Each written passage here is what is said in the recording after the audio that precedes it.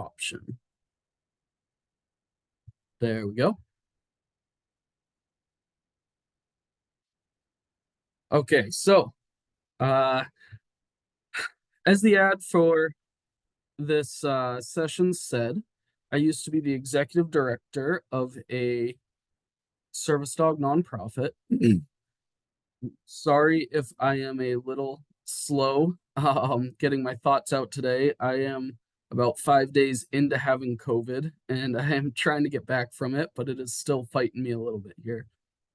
Um, so I was the executive director of a nonprofit that trained service dogs called Little Angels Service Dogs. That was my job before I came to the foundation here. While I was with Little Angels, I went through just about every position in that company that you could be in. Still adding some people in here. I Hello? started getting involved with Little Angels when I had to help What? my What? brother get a service dog. Um, he needed a service dog for mobility and an alert dog as well. I fell in love with the process so much that I decided to move to San Diego, work for the company, learn everything about it, and the board of directors ended up asking me to run the company after a couple of years. So it went really, really well, and I loved it. Through that process, I did everything from taking care of the dogs to scooping up their poop, feeding them, cleaning them, bathing them, all the way to training them, learning how to train them, learning how to train clients to use the dogs, and everything else to then managing employees and teaching employees how to do all of that. So, one of the things that fascinated me was doing seizure alert and seizure response dogs. I learned a lot about how to train those service dogs, and more importantly, I learned about the process of what it takes to get one of those dogs. And that is more where the focus of this is. My whole goal is to talk with you guys about any questions you may have, the different options that there are. Sometimes a service dog actually isn't the best option for everyone. Um, and just kind of give some general knowledge in the area. So, to kind of get things going, I would love to just see if there are any pressing questions to start us off. Does anyone have questions? Is anyone here interested in getting a service dog? If you would like to disclose that. I am interested. I do actually have two dogs right now. One's Okay. about 5 months old. I was curious if he would be trainable. The first dog that I bought is about, they're actually both sitting right here. Sorry for the mess. Is about a year and a half, but he's kind of numb, so to Okay. speak. And the other one seems to be smarter, so I was looking into getting him trained. Okay. So that brings up a great point. There are a lot of different organizations in the country that do a lot of different things when it comes to service dogs. Some organizations will work with you in training a dog you already have. Some will refuse to do that. The organization that I worked at was one of those that would not train a dog you already had. And the reason for this being is that very often this training process takes 2 years to correctly and fully train a service dog, 1 year at the absolute minimum. And so when they're training, when these organizations are investing so much in training, they really want to make sure that the dog is of really sound quality, health, mindset. And it's hard to do that when you're taking the client's dog and you don't know everything about that from conception. Most of our dogs that we train, we actually breed and birth them ourselves. So when you're thinking about that process, just know that that is one obstacle if you go that route. It's much less common to find an organization, I should say, that will train a dog you already have. If you're going that route, it's more likely that you're going to find a private trainer. And when I say private trainer, that means someone that does not belong to an organization. They are doing this completely on their own. And again, pros and cons both ways. Does that give any information? So private trainer would more so be something that wouldn't be covered under the foundation, correct? So, as the foundation and me specifically, I would be very willing to work with you on making sure that whichever route you're going is a route that seems legitimate. When it comes to the ADA, there are no rules in terms of whether you're getting more rights by having a service dog trained by an organization or having a service dog trained privately. For example, I myself, who have run a service dog organization, if I were to train a dog for you right now, it'd be trained privately because I'm not training under the purview of an organization. Mhm. However, the dog I train for you could honestly be even more qualified than a lot of the dogs you get from an organization, even though it's private trained. So there Yeah. aren't necessarily pros and cons, or there aren't necessarily more negatives to the private training. The thing you have to be really careful of is people taking advantage of you to get money when they're not giving you the best product. So again, that's something where I'm always very, very open to working with people and making sure that you're going down the right path. Getting a service dog is not cheap when it comes to time or money. And so I want to make sure that if you're doing that, you're gonna hopefully get what you're promised. Yeah. And do you know if there's like any grants for stuff like that if you do privately? There are some, again, because it's private trained, foundations that would give those grants are typically not as likely, unfortunately, to give them. The foundations that are giving grants are typically going to give it to an organization that's a 501(c)(3). Typically, those grants have to go to someone with that nonprofit status for it to be a legitimate grant. Otherwise, it's more likely that you're going to be going and asking, friends and family for donations to help you make this happen. Um, Okay. most of those types of grant programs that you're talking about would unfortunately have to go to an organization that has a 501(c)(3) status with the government. Okay. Um, Sorry, one more question. I know Yeah, I'm just no, ripping them off. you're Um, good. but so for example, one reason why, so past 20 years, I've been a cold case for Hitchcock for Hmm. my seizures because my seizures don't necessarily happen in one spot. They're my entire brain and they don't know what triggers them. Okay. And I used to, as of about a year ago, I was having them like every 1 to 2 weeks. Hmm. Um, and sorry. You're And good. I also had a VNS installed Yeah. on top of that. And that's what was just going on. Um, and then my husband and I recently started like decreasing me off my bad medication Depakote for women just to try to eventually have kids, which is why we're starting the process of looking more into a dog, stuff like that, in case something happens that could potentially harm the baby, like me falling or stuff like that. Now, would that affect the dog, like me being pregnant and that happening, or anything? So just to make sure I'm clear, are you asking if when you have a service dog, if you being pregnant would have any negative effects on the dog? Yeah, like seizure. I really don't know how it works, but if like Yeah. that would come into play with like them not detecting stuff or Hmm. Hmm. So it should not. No. So when it comes to service dogs that are helping with epilepsy and helping with seizures, there's generally two types.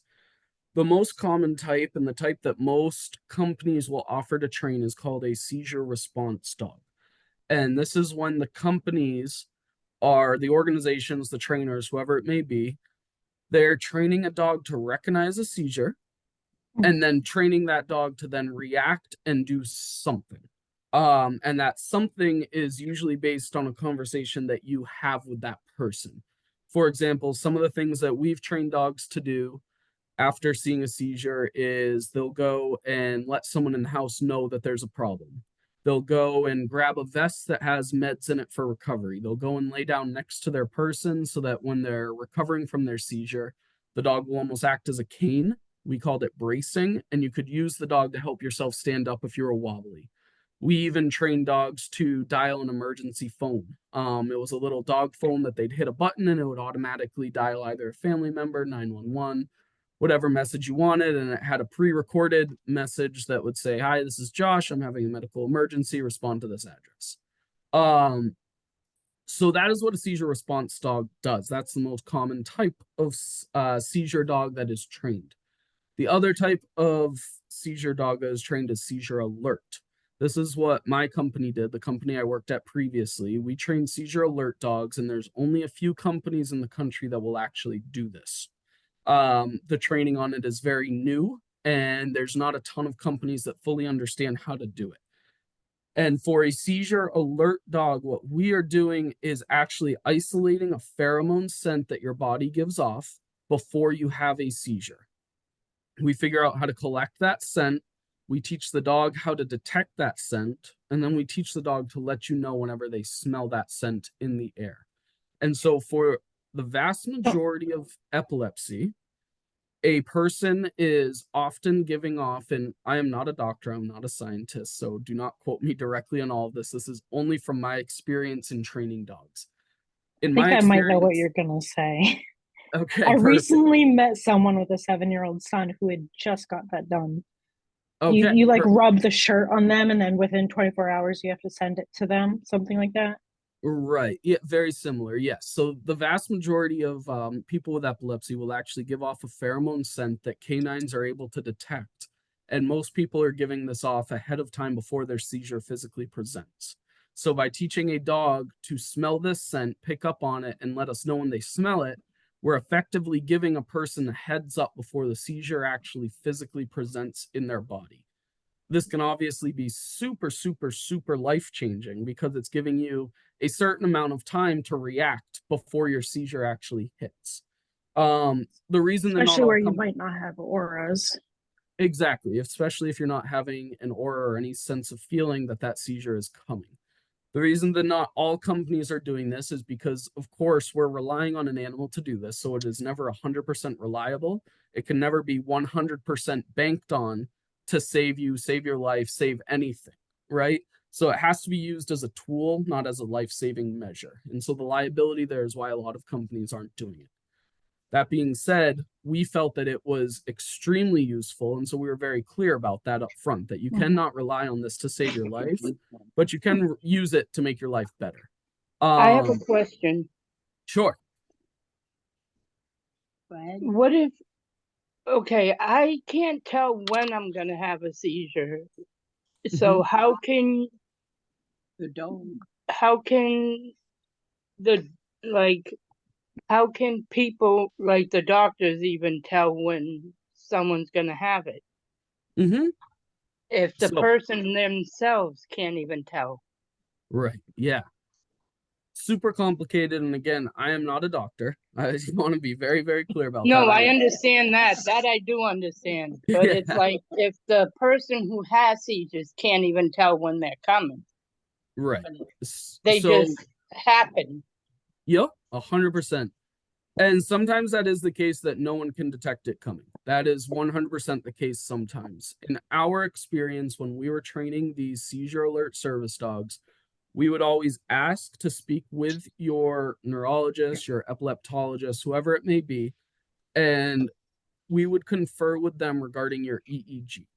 And what we were able to see, I would say probably at more than 80% of the time, probably between 80 and 90% of the time, was that if there was activity on your EEG, if there was a spike in activity before a seizure physically presented itself, that spike in activity was correlated with the pheromone scent being released. So, in other words, if your brain was showing activity before the seizure actually came out, then a dog could tell ahead of time that that seizure was going to come. And so, not everyone has that activity. And there are also some people that have activity constantly. There's no break in activity. And in those cases, it's going to be very, very unlikely that a dog can pre alert because that activity is what was directly correlated to the scent coming out that the dogs could smell. And so that is what we found to be very, very true throughout training all of these dogs. If there was a specific period of activity in the EEG before the seizure physically presented, then that meant there was going to be a scent that we could get the dogs to alert on. And so you are right. You are very likely not going to know that seizure's coming. Your doctor very likely isn't going to know that seizure's coming without watching it on a monitor, but that dog is. And that's where this kind of incredible bond with a seizure alert dog can come into place. Oh. I have another question. So piggybacking off of what you and her both said, so sometimes, and I don't call them auras. I don't think they're auras because it's kind of like you just said, everyday symptoms. Sure. When I tend to get mine, beforehand, like hours before, or when my brain last knows I was awake, Yep. it's like, okay, I have a very upset stomach. My hands and my elbows and just up and down my arms start feeling really weak, just hazy, stuff like that. And then obviously I wake up an hour or so later, and those are just, I mean, a lot of people would say, oh, you just don't feel well, go to bed. But like you just said, those are everyday symptoms that some seizure people or epileptics do have. Would that be something that, like a seizure alert dog, that wouldn't be good for them to detect, or that they could get confused by? Yeah, so that's a little bit where we would probably need to get some scientists that are more qualified than me involved. There is debate on whether or not someone with epilepsy gives off different pheromone scents based on different type of seizure activity happening. That is something that I absolutely do not know. I've experienced with. I have experimented with. I have gotten a dog to alert to one type of seizure over another when someone had multiple seizures happening. I can't confirm that that means the dog could differentiate through smell by which type of seizure was coming on. But I can say there's something to that.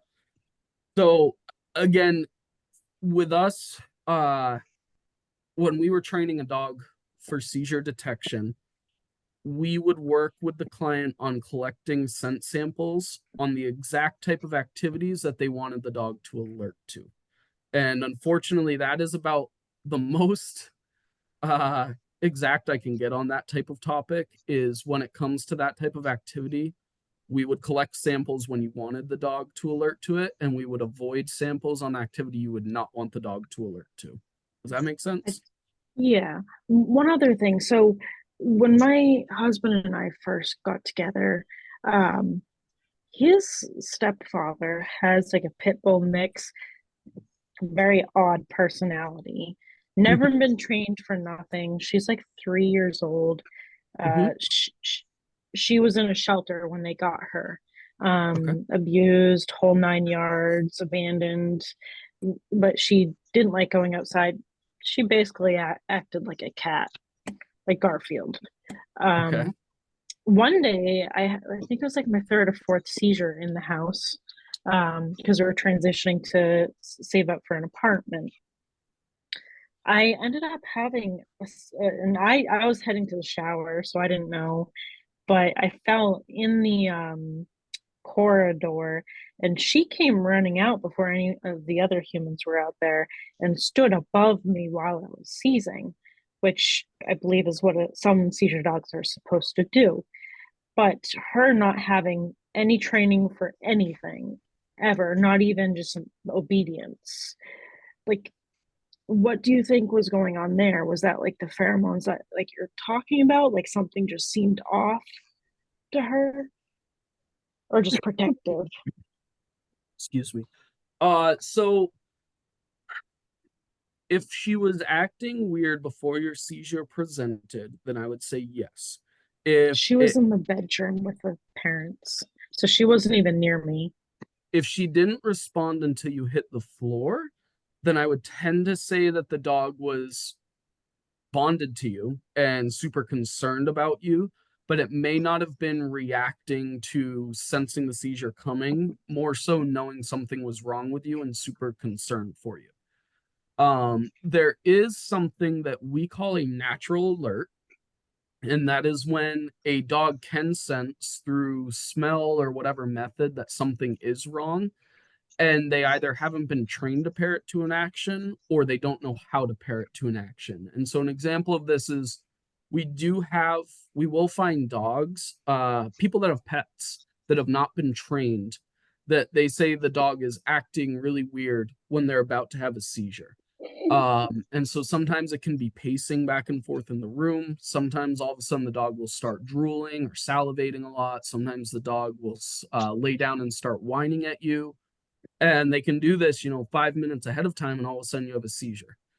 And that is the dog recognizing those scents, realizing that there's something going wrong, about to happen, and they're getting really stressed about the fact that they Can know you this repeat those? Drooling, yeah, of saliva? course.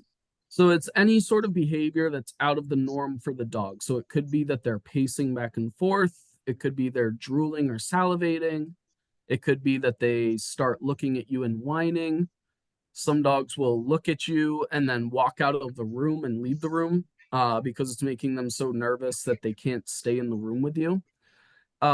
There's really no end to the types of behaviors it is. It's more finding a pattern in those behaviors. And so it's usually one specific thing that the dog does before an episode presents itself. And I say an episode because this could be epilepsy, it could be diabetics, it could be PTSD, it could be anything that these dogs are picking up on.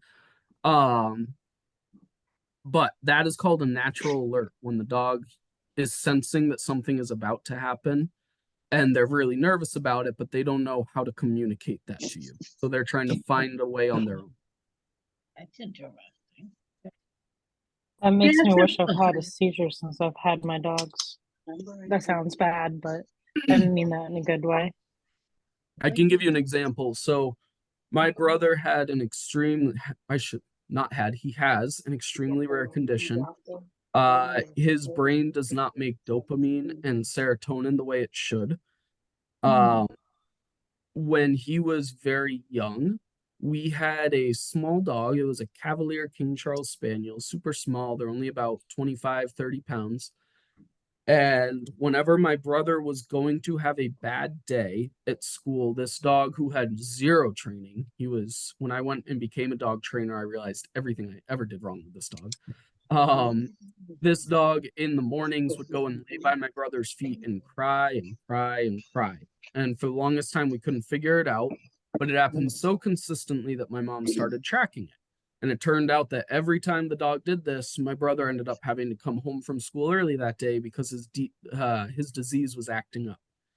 And so this was a case of a dog that was naturally alerting. He could sense that something was not okay with my brother. He could sense that it was going to affect him, but he had not been trained on what to do with that. And so it came out in an anxious form of him crying because he didn't know how else to communicate this. But he was trying very hard. Because he didn't know how to help. Right. He was trying very hard to let us know. So, for example, at Little Angels, the company I worked at, our form of teaching the dog to communicate was putting a paw on your thigh. Some companies will teach a dog to bark. Some companies will teach a dog to do any number of things. We wanted to be discreet because we didn't feel like announcing to the world through a bark that we were about to have a seizure was the best idea. So we would teach the dog to just simply put one paw right on your thigh. And when that happened, you knew you had however much time. The dogs were generally consistent in their timing. Some people it was 2 minutes, some people it was 5, all the way up to 15 minutes ahead of time. You knew you had that much time to whatever it was, sit down, lay down, find somewhere safe to be. Can I ask a question? Yeah, absolutely. We just lost my adult son just lost his service dog. He had a 7-year-old German Shepherd that we trained ourselves, got her at 8 weeks. Occasionally she would alert, but never consistently. Okay. But she was great for response, did everything with that. And then my son had a neuropace implant put in about 1.5 years ago. And since he's had that in, he has major tonic-clonic seizures. And since the implant has been in, they found him, he's having like mild seizures kind of nonstop. that Okay. he has, he doesn't feel anything, doesn't know anything, but it's recording on that. And then he has the full blown ones, like that, no aura or anything.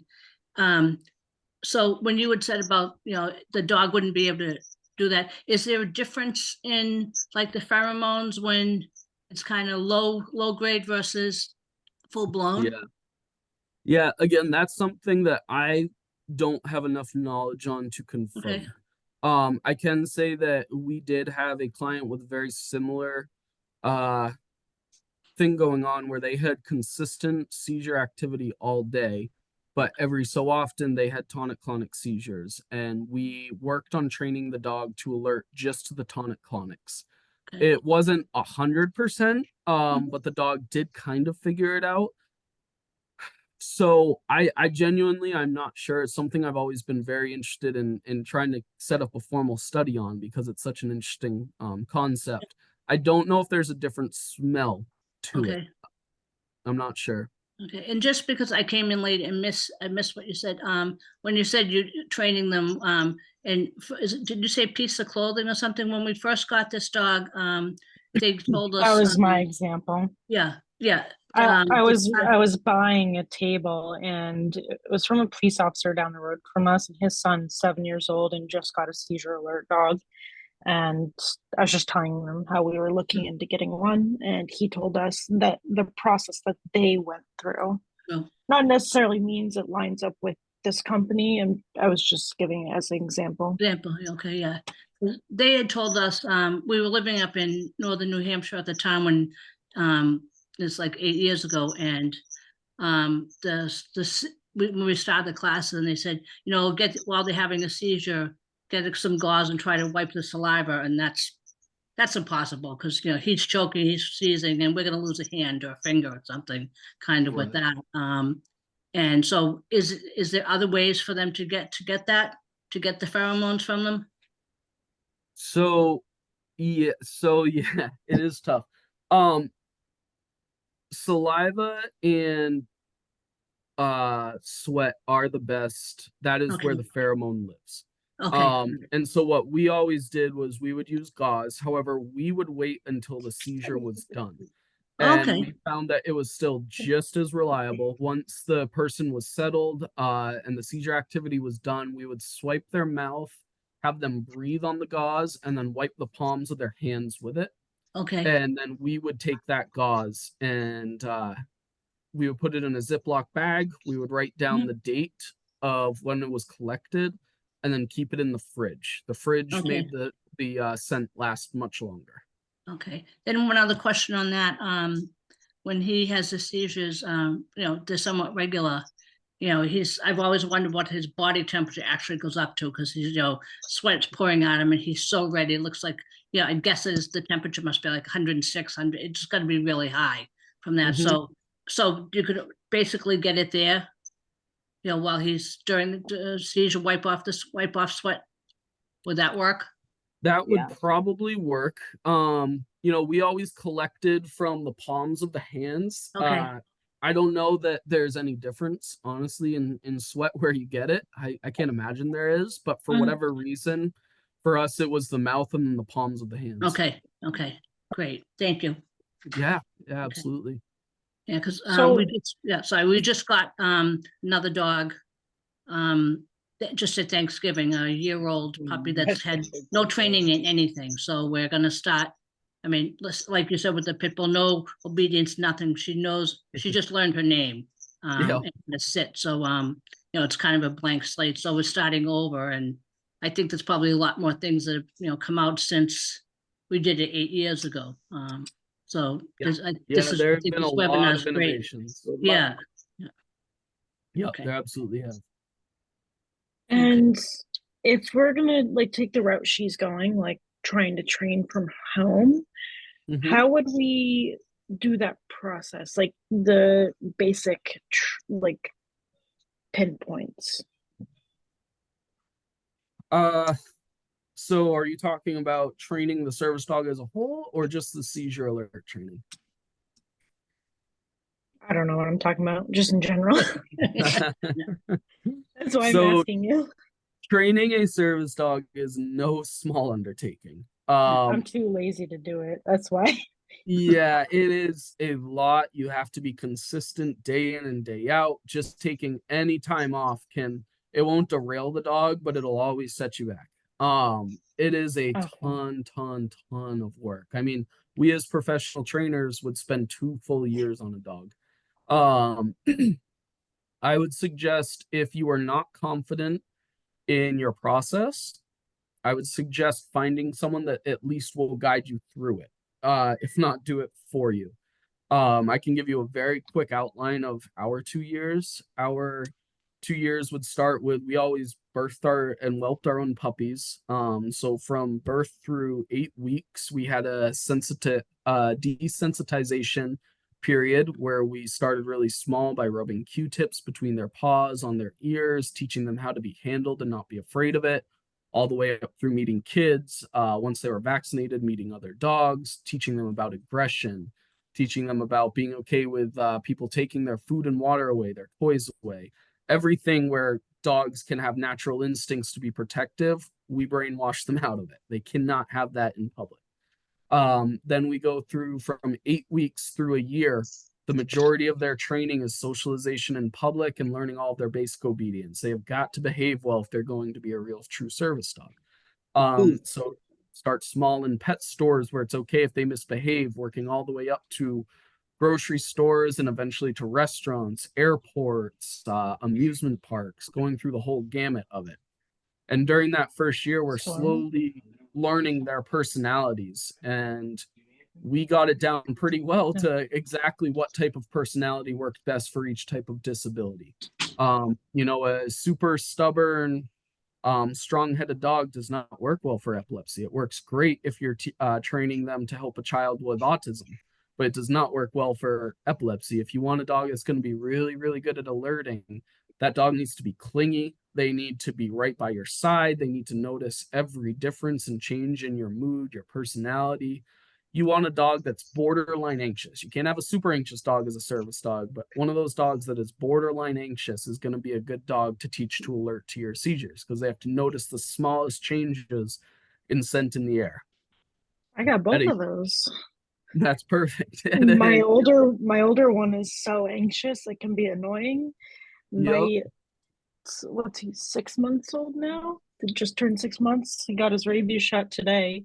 Um, he is attached at the heel every moment. He climbs into bed and sleeps in between my arms. Like Yep.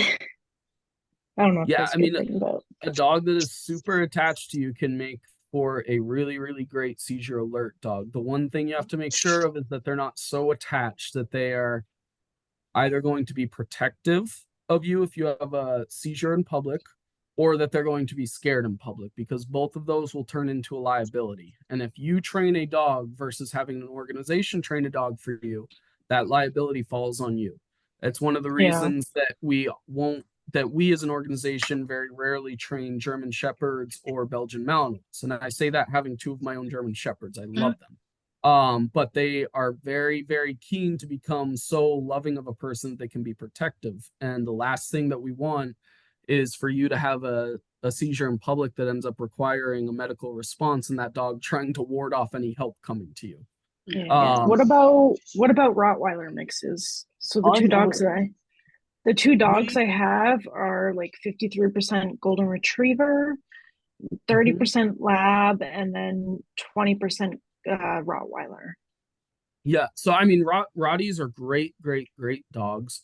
We avoided training dogs that looked like any sort of pity Rottie shepherd like dogs only because of the stigma of them in public. Yeah.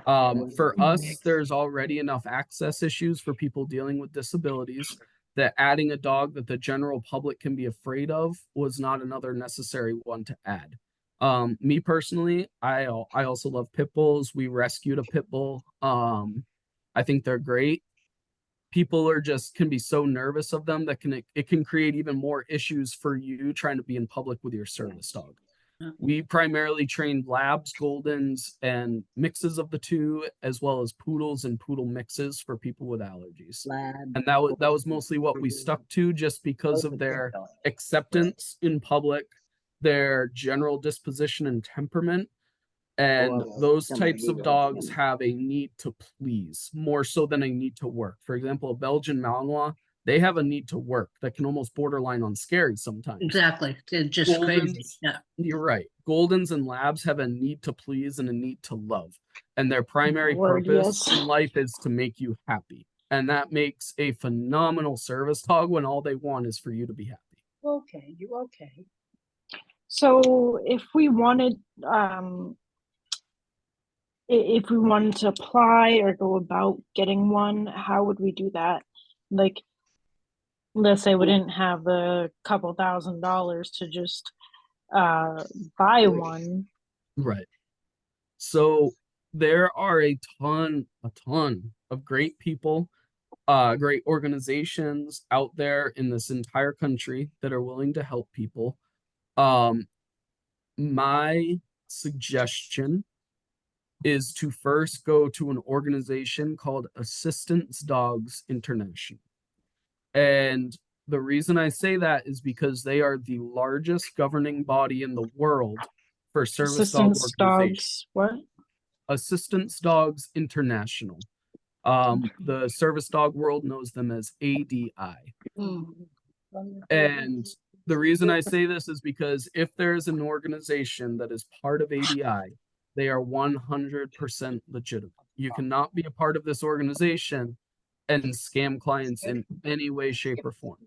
So if you work with an organization that's a part of ADI, you will be getting a quality service dog. Now I will say that because they're quality, that means there's no quick route to it. We were at Little Angels, we were in the pandemic up to a 5 to 6 year wait. Yeah. And so that is why some people will often choose the route of a private trainer. And if you can get recommendations and personal reviews and get to know this person and know that they're not going to rip you off and not scam you, it can be a much more viable option. It's going to be cheaper, it's going to be quicker.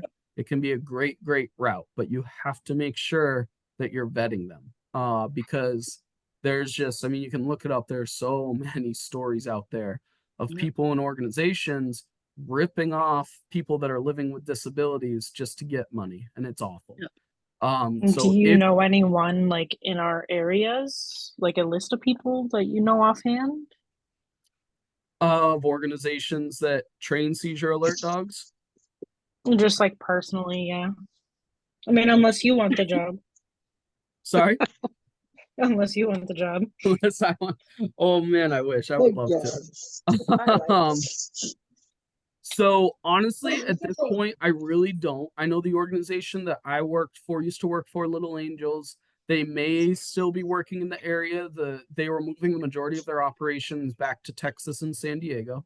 There are, if you are looking for a dog, or sorry, if you are looking for an organization that is going to train a seizure alert dog and not response, chances are you're going to have to travel.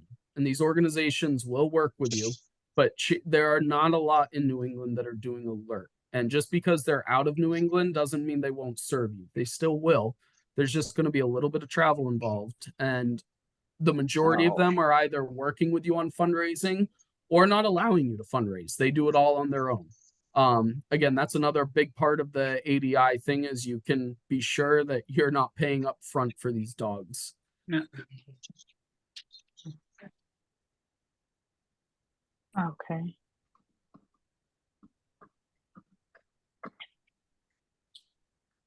What else do we got? Anything else? I know I'm throwing a ton of information at you guys. Just So that do you- sucks that there's not many here because the way the world is, it's kind of shit now. And so it costs, sorry for my language, cost a lot to live. So then you got to take, obviously, it takes time, but the longer you got to travel, the more frustrating it is. Yeah, it's a ton. It is and that's why it is no easy process. And again, that can be the pros to looking up personal trainers in your area. My suggestion would be to look at community Facebook groups. Those are generally people that if you're in a community-wide group in your area, you're generally not going to be super easily duped in there. People are going to be able to give legitimate recommendations. The other route that I would go is calling your vet. Call your local vet and see if they know of people in the area that are real, legitimate, good trainers, because very often the vets will work with them. Sometimes the vets will give service dog trainers and their clients deals. Uh, so that's another good way to try to at least get a lead on someone reputable. But yeah, I mean, at Little Angels, the fundraising goal was $38,000. They worked on that with you, but you did have to be involved in it. And when you went to get your dog, it was a 2 week process. You had to come to one of our campuses. And so, even if our campus here was up in northern New Hampshire, even if you were in the New Hampshire area, you had to be with right near us for 2 weeks. And that's no small expense either, so it's a lot of fundraising, a lot of help. It's a lot of work to get these service dogs. And that's sometimes a service dog may not even be the best option for that reason. That's just the start of it. Yeah, that's why I opted to do that with ourselves. I was a vet tech for years, and I grew up on a farm with border collies and terriers, so I had a lot of experience with dogs and training. And at the time, we were living up in northern New Hampshire and went to a training group in Freiburg, which is like next town over in Maine. And the woman that had the training place, she was a trainer at Needs. So they had service dog training, and what we ended up doing was while we were still up there was we kind of started with the puppy stuff and then the obedience, and then went right into the service alongside that and scent training. And then they were great because obviously it's expensive just for those classes, $200-300 for 6 weeks or whatever. And she was really helpful with resources and areas where you could find the research on how to do a lot of this stuff that you could do it at home. Then she referred us. We're back down in the Boston area now, and Golden Ridge, which is in Walpole. They do just golden retrievers they raise them and breed them for service dogs. But it's the same issue. It's like you need to raise, I think it's 30,000 for the dogs, and you need to raise about half of it. But they just recently opened up classes for the public to do that. And it's the same program. So it's a lot. I mean, for us, there was no way we could ever come up with that kind of money. But it really worked out with the German Shepherd that we had, because she ended up fabulous. But it's a lot of work, and I mean, I'm like a big animal person. So I was able and willing, enjoyed doing the stuff every single day, and some things the dog picked up easily, other things she did. But it really made a difference. And the one thing that I kind of liked was, like that when you said you have to go someplace for 2 weeks, and a friend of mine had another friend that they'd just gone to some place, and she worked in an office building, and she loved the dog. Everything was great with the dog. They bonded until the dog had to go into an elevator.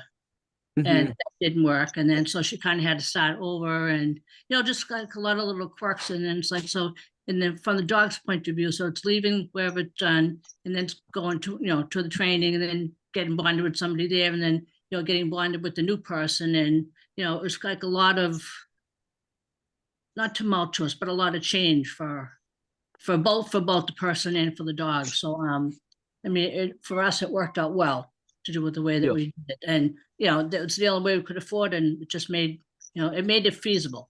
And that's what's happened now with the same one, with this new one. Right. And I mean, that's kind of all we can do. Yep. Yeah, there are a lot of options out there. I will say, consider all of your options, before you get involved in anything. Your options are, of course, one, no service dog. Sometimes a service dog isn't the right option, and that is a conversation to always have with your primary caregiver. They will have very legitimate opinions for you on whether or not a service dog is going to help or actually hinder your life more.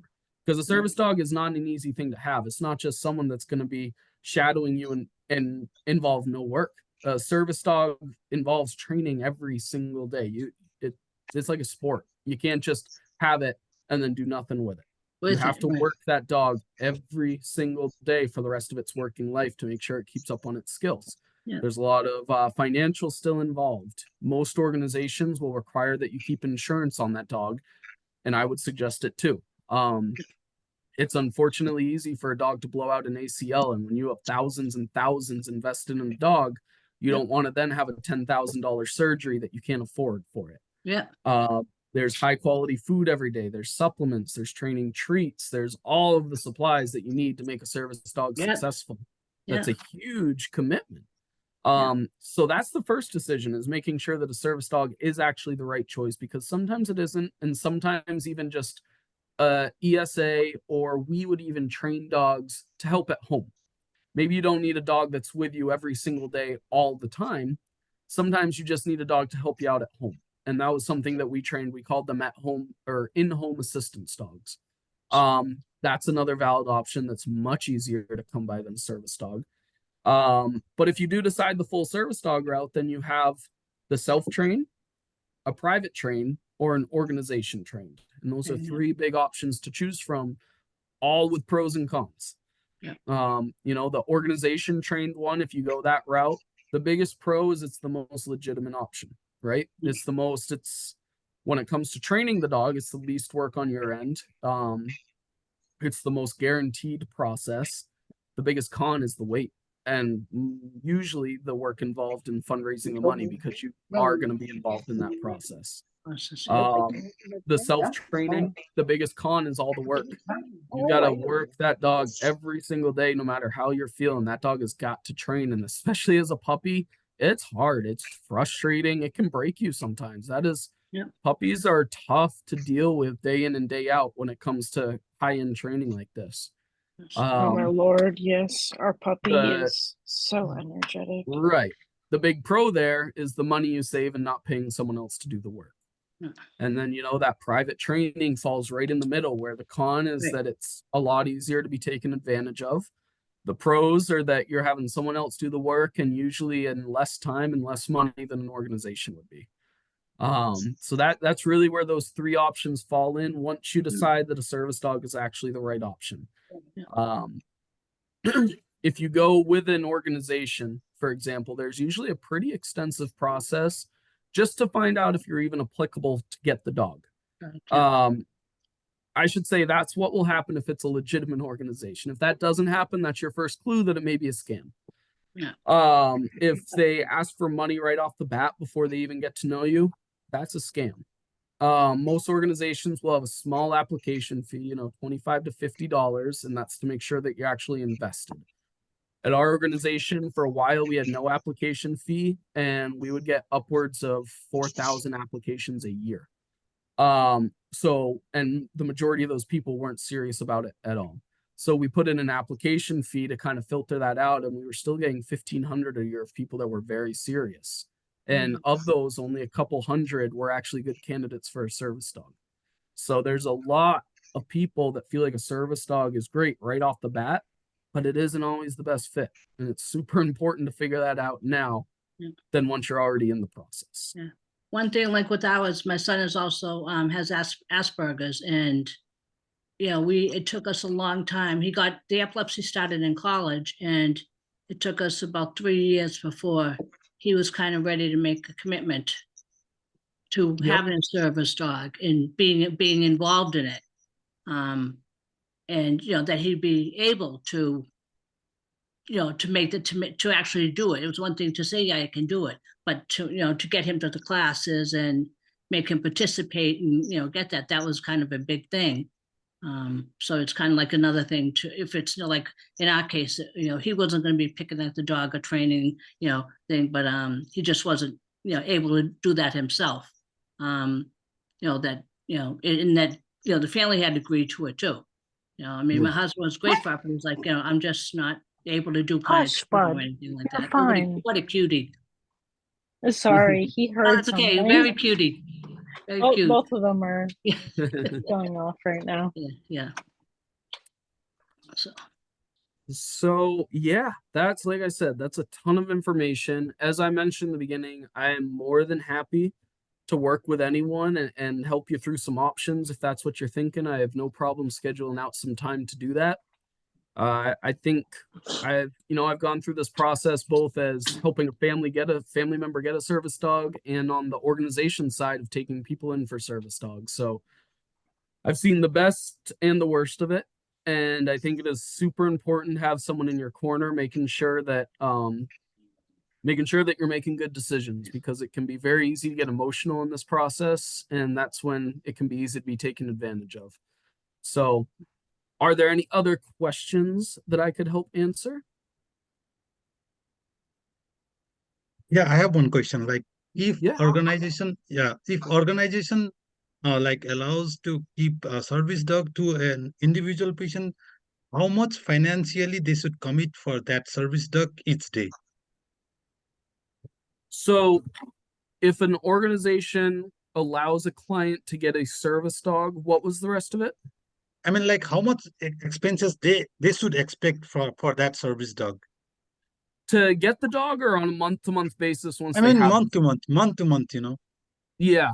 Uh-huh. So it depends a little bit on where you live, but you should probably be banking on over $100 a month if you're doing insurance with your dog. Insurance for your dog is probably going to be $50 to $60, and the food is probably also going to be $50-ish or so.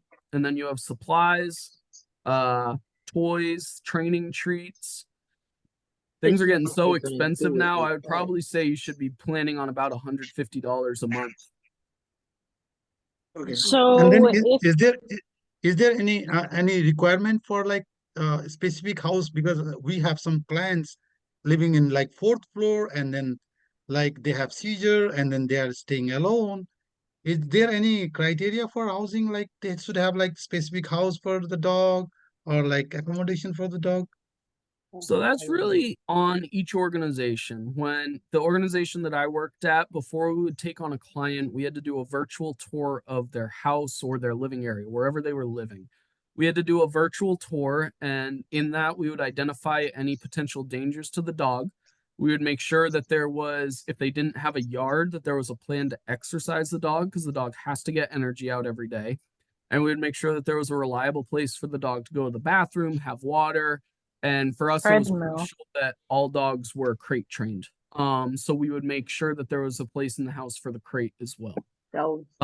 So exact specifications, no, but there are certain necessities, and that's really up to the organization or trainer that they're working with to determine that. That guy. So I have a question. I know you said earlier that you guys feed them specific type of foods and vitamins and all that. Like, Mhm. what type of stuff did you mean? So the food that I prefer most for my dogs is Purina Pro Plan, which is not Really? cheap.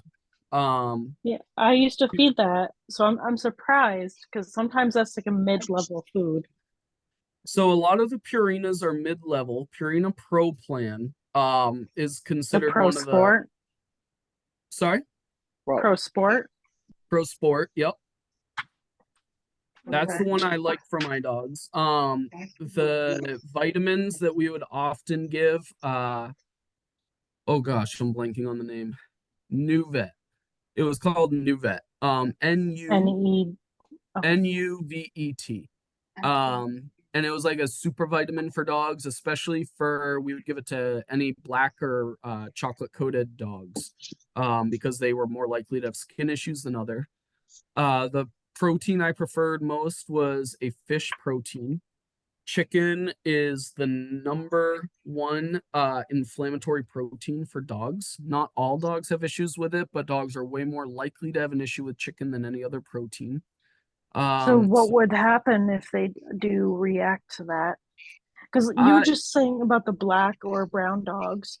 Mhm. The okay, let me just turn my camera. Link. So that's my newest puppy. Okay. He's the one that I was looking at getting trained, but his Sure. entire hind quarter and everything, he nips at it and sometimes gets bald spots because of his skin. But we actually give him that brand of vitamin. I think it's like a it's like a little container that pumps in like salmon oil, I think. I put it in their food. And then there's a bone broth like powder that I mix in with water. Okay. So yeah, I mean, with allergies, it can look like anything. It can look like them constantly itching. It can look like ear infections. It can be spots on their bellies. It can be pulling their fur out in certain spots. And you know that doesn't mean it's always going to be chicken. Sometimes it can be any protein. It can be anything really. We've allergy tested dogs and found them allergic to certain types of trees.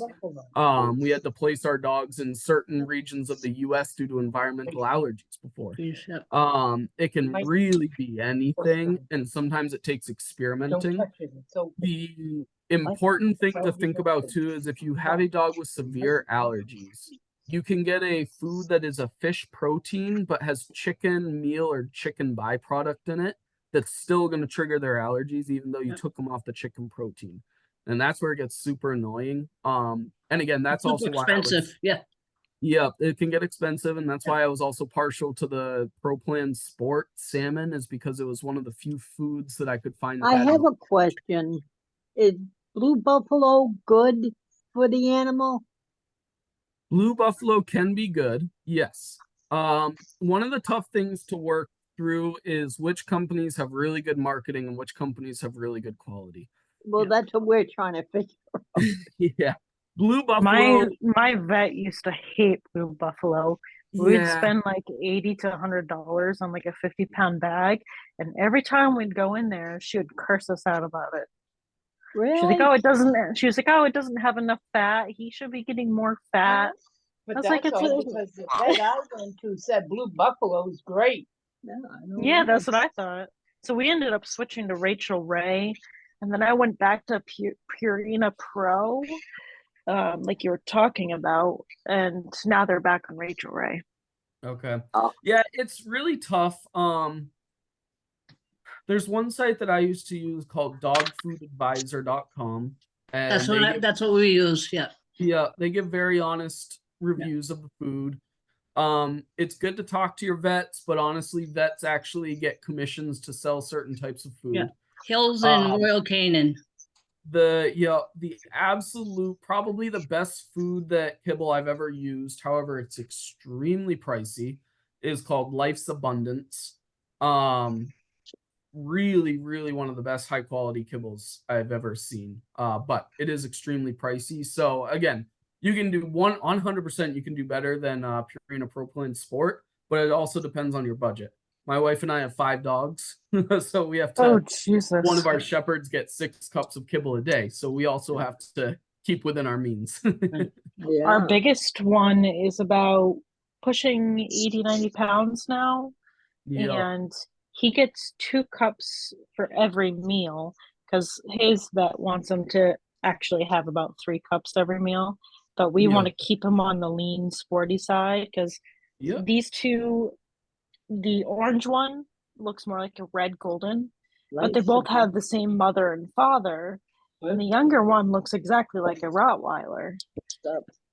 But their older brother's like 5 inches thick. We don't want them to be that thick. yeah. So we try to like limit the amount. Yeah. I mean, it's tough, you know. Everyone has their opinions on the food, and honestly, it's always changing. Forever it was they needed grain food, then it was they needed grain free, and then all of a sudden grain free caused heart issues. So you're never winning. Honestly, that's the honest answer. I think it's just important to look at the ingredients in the food, and if you see a lot of crap, it's just not worth it. And what your dog will eat too. I mean, it's just like Violet us. Violet had allergies. We were in New Hampshire, and then 3 years later, after we moved here back to Boston, and she ended up with skin allergies, food allergies, and cost a fortune to allergy testing. It ended up she was allergic to every kind of like grass and trees down here, and we went through the whole food thing with chicken and all that, and it ended up same thing. We had to go to a fish protein, but like with no chickpeas and all that kind of stuff. So and a lot of those foods she would need, the food that the vets would recommend, she would, the hydrolyzed protein, all this stuff, and they wouldn't, and she wouldn't eat it. So it was like, you're paying a fortune for food that the dog's not going to touch. So Yep. it's just so individual by, by each one. Yeah. I mean, my best advice is probably to talk with your vets. The good thing is while they do get a commission on certain brands, they're never going to push a bad food. So Right. Yeah. you're always going to be safe. Any other questions regarding anything with the service dogs? You know what we have an issue with, that we've had an issue with. So with Violet, we never had the problem. It's just when we moved into this complex and it's like a new management staff. When we were getting, looking for a replacement for Violet, we had to put in down in September. She had hemangiosarcoma, and it was just kind of sudden. It was like, a week she went to the vet, and then, they found something in her abdomen, and 3 weeks later we had to put her down. So it was kind of really a sudden thing, very unexpected. So then we're looking for dogs to start with, and we got a lot of crap from the management about, you can only have an adult professionally trained service dog, blah blah blah. I'm going all through this, and I ended up calling the ADA, and I called HUD, and I called in the Massachusetts Office of Disability, and they all said the same thing, that the federal government doesn't require any, formal certification anymore, because there's so many things online, for like $29.99 you can get, my dog's a service dog or whatever. And I was curious if anybody else has had that issue. And I see signs on the stores, documented service dogs, only, and it's, I mean, it was kind of a battle with us. And then we had to go basically all the way up to the company that owns the property to finally get them to let us, get another dog, because the limit here is like a 40-pound dog. And my son's I'm not gonna 600 lie, pounds. I might be a little bit of a hothead, or I know I am. I got a bad temper. I live at Royal Crest in Nashua. I know there's a Royal Crest in Mass. The management company sucks. We have 2 big dogs. We're only supposed to have 2 animals, but we also have 2 cats and a fish tank, which we're not supposed to have fish tanks. However, the 2 dogs are currently service dogs, like emotional support service. So I do have them registered as that, but we're not supposed to have certain breeds. Same as And us, what I tell my management company for the housing development here is, I put my health first. If you're not going to respect that, then you don't deserve to have my money. I can just go elsewhere. Yeah. We ended up with filing a complaint, like a legal complaint with them for the crap that they gave us. And they still don't get that it's it's a legitimate thing. And a small dog would not work for my son. He's a grown man. It's not going to work for him to have a tiny dog. We ended up going right above our apartment complex manager, because she kept being super rude. Yeah. And so we just were done with it, and we just looked up her boss's number and immediately just telling her boss everything she's been doing. Yeah. Because there's also That's a the same private problem we had. Yeah. Yeah, there was like a private Facebook page on our apartment, people who live here. Yeah. And she was creating secret accounts, which members of staff can't be on, just to get people in trouble. There's been a lot of things, like I would just go over your management. Oh yeah, we did that, and it's we got a different tune, and then we went from now happy, everything's fine, but it's kind of frustrating with that. So there people just don't know the law. There are not any required IDs to have a service dog in public. Yeah. There is a lot of movement to switch to the system that Canada has, which I personally like, only because as a service dog trainer, it was so frustrating to me when there were people that would take advantage of the system by knowing that there was no required service dog ID, and they would bring their untrained dogs in public, which creates such an issue for people with true service dogs. Canada's system is that they have very much like a driver's test. They have a government official that will go on a field test with you. It does nothing to disclose your disability. All Mhm. they do is they look at how the dog reacts and behaves and listens to you in public. If it does well, they issue your dog a certified ID, much like your driver's license, and businesses are allowed to ask for that in public. Yeah, that makes Um, sense. That's that pretty to me cool. is Yeah. the best method. But there are so many people, mostly those that enjoy taking advantage of the system, that have very loud voices. That is the reason that hasn't taken place yet. The one thing I will say is that housing developments in general, while they have to allow service dogs, they don't technically have to allow service dogs in training. And that's Right. the tricky part where they can kind of slip in there. Yeah, So that's the one thing to keep in mind. Yeah, which is true, but like for example, us, which like I said, I'm a hothead, which tends to get me in trouble, and my husband does not like it. But we pay $3,000 a month to live here in a 2-bedroom apartment, and that's after our utilities. So after paying so much money and getting so much back, not including when I'm creating havoc, when we pay for so many like amendment or not amendments, things for us to utilize, we shouldn't have to deal with that. Yeah.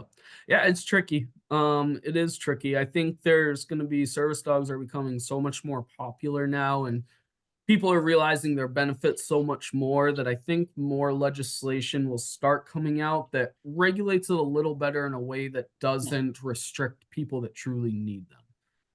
And that's something that I'm looking forward to. yeah. All right. Is there anything else? And like I said, if anyone needs personalized help as you're navigating the process, I'm happy to do that. But any generalized service dog questions before we call it good for the night? How do we contact you? I will put my email in the chat. Okay, There's a chat. There is a chat. Oh, yeah, it's at the bottom. Okay. So again, my name is Josh. I am now the director of development for the foundation. But service dogs are a huge passion of mine. They have been for the last 8 or 9 years now. Obviously dogs are too, as we have 5 of them.